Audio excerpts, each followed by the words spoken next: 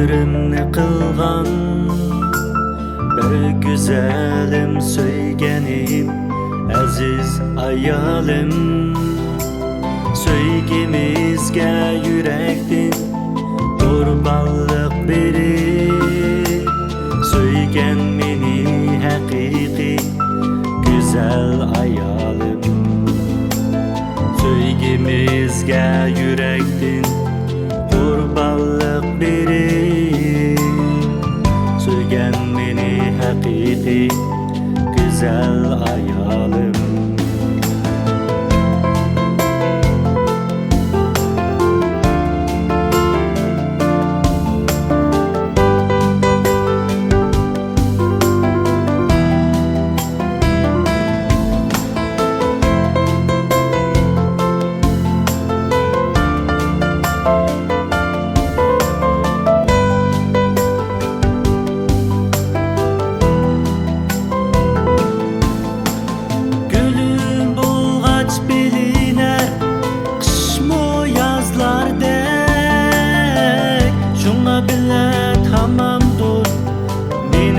Hayatim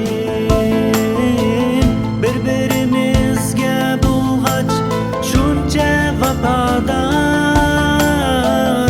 oilamda shodlik ko'p bulg'ach ayolim birbirimizga bulg'ach shuncha vafodor oilamda shodlik ko'p bulg'ach ayolim.